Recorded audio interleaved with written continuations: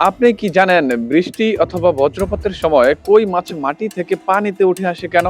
আমাদের দেশে বৃষ্টি ও বজ্রপাত হলে কই মাছ মাটির উপরে উঠে লাফালাফি করতে দেখা যায়। বিশেষ করে গ্রাম অঞ্চলে এই দৃশ্য সচরাচরই দেখতে পাওয়া যায়। আপনার নিশ্চয়ই জানতে ইচ্ছে হয় কেন কই মাছ মাটির উপরে উঠে আসে। চলুন বিশ্লেষণ করি।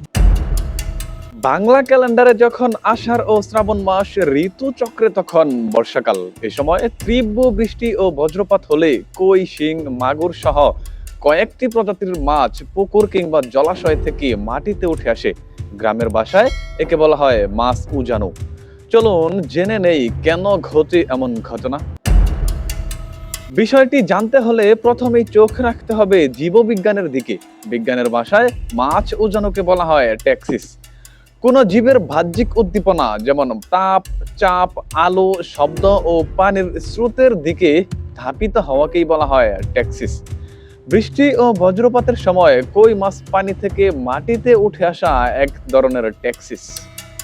সাধারণত বৃষ্টিপাত হলে জলাশয়গুলোতে বাড়তে থাকে পানির পরিমাণ। এ সময় কই মাছগুলো প্রকৃতির স্বাভাবিক নিয়মে পানির বিপরীতে যেতে থাকে।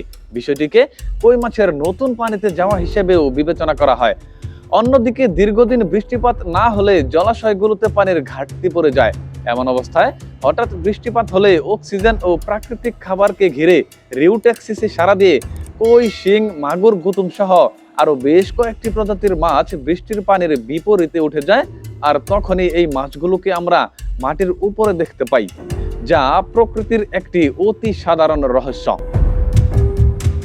মুক্তাকিন হুসাইন, দ্য লিজেন্ড নিউজ।